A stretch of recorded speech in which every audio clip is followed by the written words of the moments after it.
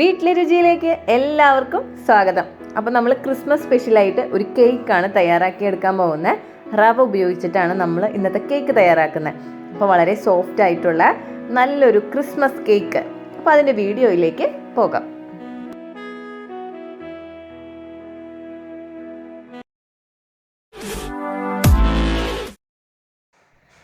Cake തയ്യാറാക്കാനായിട്ട് നമ്മൾ റവയാണ് ഉപയോഗിക്കുന്നത്. അപ്പോൾ ഒരു കപ്പ് അളവിന് റവ അതൊരു വലിയ ബൗളിലേക്ക് എടുത്തു കഴിഞ്ഞു. അതേ കപ്പിന് നമ്മൾ നിറയെ പാലെടുക്കുകയാണ്. ആ പാലും കൂടെ ഇതിലേക്ക് ചേർത്ത് കൊടുക്കാം.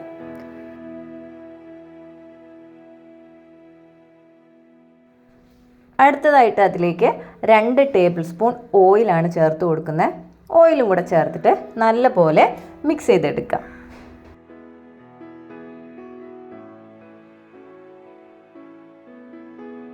റവയും പാലും ഓയിലും കൂടെ നല്ലപോലെ ഇളക്കി യോജിപ്പിച്ചതിന് ശേഷം നമുക്കിതൊരു 10 മിനിറ്റ് റെസ്റ്റ് ചെയ്യാൻ വയ്ക്കാം.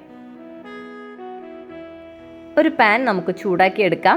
അതിലേക്ക് ഒരു 1/4 കപ്പ് അളവിന് പഞ്ചസാര, 1 ടീസ്പൂൺ വെള്ളവും കൂടി ഒഴിച്ച് നല്ലപോലെ ചൂടാക്കണം.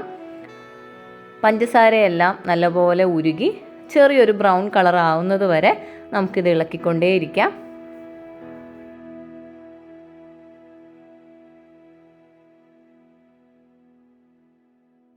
ഈ കാരമൽ സിറപ്പാണ് നമ്മൾ റവയുടെ കൂട്ടിലേക്ക് യോജിപ്പിച്ചെടുക്കാൻ പോകുന്നത്. അപ്പോൾ നല്ല ബ്രൗൺ കളറായി കഴിഞ്ഞപ്പോൾ അതിലേക്ക് 1/4 കപ്പ് അളവിന് വെള്ളവും കൂടി ചേർക്കുന്നുണ്ട്. നല്ലപോലെ തിളച്ച് ഒരു മിനിറ്റും കൂടെ നമുക്ക് ഇതേപോലെ തിളപ്പിച്ചെടുക്കാം. അപ്പോൾ കാരമൽ സിറപ്പ് ഒന്ന് തണുപ്പാറാൻ വയ്ക്കാം. കേക്കിൻ്റെ രുചി കൂട്ടാനായിട്ട് നമുക്ക് ഇതുപോലുള്ള ഓരോ ഇൻഗ്രീഡിയൻസ് ഒക്കെ ചേർത്ത് കൊടുക്കാം. ഞാനിവിടെ ഡ്യൂട്ടി ഫ്രൂട്ടി, അതേപോലെ തന്നെ കറുത്ത മുന്തിരി, കശുവണ്ടി, പിന്നെ നമ്മുടെ ഇഷ്ടത്തിന് നമുക്ക് വേണമെങ്കിൽ വെളുത്ത മുന്തിരിയും ചേർക്കാം. അപ്പോൾ അതെല്ലാം കൂടെ നല്ലപോലെ ഒന്ന് ചേർത്ത് കൊടുക്കാം. ഇത് മിക്സ് ചെയ്യുന്നതിനായിട്ട് ഒരു 1/4 ടീസ്പൂൺ മൈദയാണ് ചേർക്കുന്നത്. മൈദയും കൂടെ ചേർത്തിട്ട് നമ്മൾ എടുത്ത് വെച്ചിരിക്കുന്ന ഇൻഗ്രീഡിയൻസ് ഒക്കെ ഒന്ന് മിക്സ് ചെയ്തെടുക്കാം.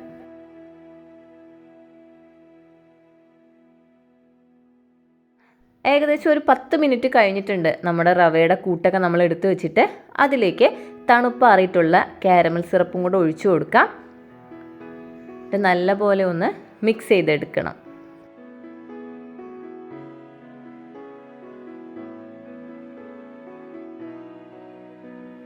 കാരമൽ സിറപ്പും റവയും പാലും കൂടെ ഉള്ള കൂട്ടും കൂടെ നല്ലപോലെ മിക്സ് ചെയ്ത് കഴിയുമ്പോൾ അതിലേക്കൊരു 1/4 ടീസ്പൂൺ വാനില എസൻസ്,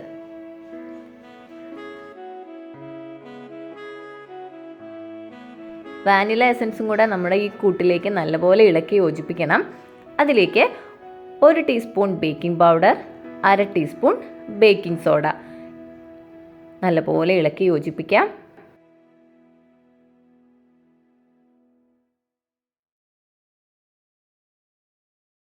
ഒന്ന് 2 മിനിറ്റ് നമുക്കിതുപോലെ തന്നെ നല്ലപോലെ ഇളക്കിക്കൊണ്ടേയിരിക്കാം.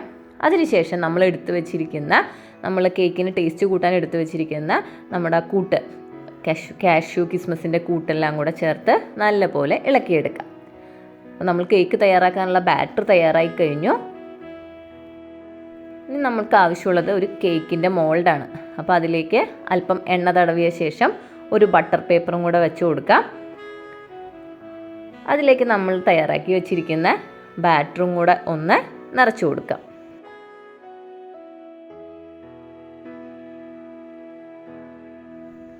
കേക്കിൻ്റെ മുകളിൽ അല്പം ഡെക്കറേഷൻസ് ഒക്കെ ചെയ്തെടുക്കാം. അപ്പോൾ നമ്മൾ അതിൽ ഫില്ല് ചെയ്തിരിക്കുന്ന അതേ കൂട്ട് തന്നെ വെച്ചിട്ട് മുകൾ വശവും കൂടി ഒന്ന് ഡെക്കറേറ്റ് ചെയ്തെടുക്കുകയാണ്.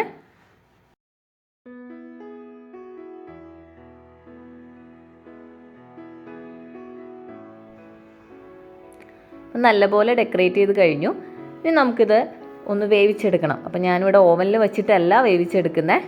പകരം ഒരു ഇഡലി പാത്രത്തിൽ അല്പം കല്ലുപ്പ് വിതറിയിട്ടുണ്ട്. അതിൻ്റെ മുകളിലേക്ക് നമ്മുടെ ഈ കേക്കിൻ്റെ കൂട്ടെടുത്ത് വെച്ചിട്ട് നമുക്ക് നല്ലപോലെ ഒന്ന് വേവിച്ചെടുക്കാം. അപ്പോൾ ഏകദേശം ഒരു 20 മിനിറ്റ് നമ്മൾ ഇതേപോലെ ലോ ഫ്ലെയിമിൽ ഇതൊന്ന് തയ്യാറാക്കി എടുക്കുകയാണ്. അപ്പോൾ ഏകദേശം 20 മിനിറ്റിന് ശേഷം നമ്മുടെ കേക്ക് നല്ലപോലെ പൊങ്ങി വെന്ത് വന്നിട്ടുണ്ട്. ഇനി നമുക്കിതൊരു പ്ലേറ്റിലേക്ക് ഒന്ന് മാറ്റി നോക്കാം. കാണുമ്പോഴേ അറിയാം കേക്ക് നല്ലപോലെ പൊങ്ങി വന്നിട്ടുണ്ട്. നല്ല സോഫ്റ്റാണ് കേട്ടോ നമ്മുടെ ഈ കേക്ക്. നമുക്കിത് ചെറിയ പീസുകളാക്കിയിട്ട് ഒന്ന് മുറിച്ചെടുക്കാം.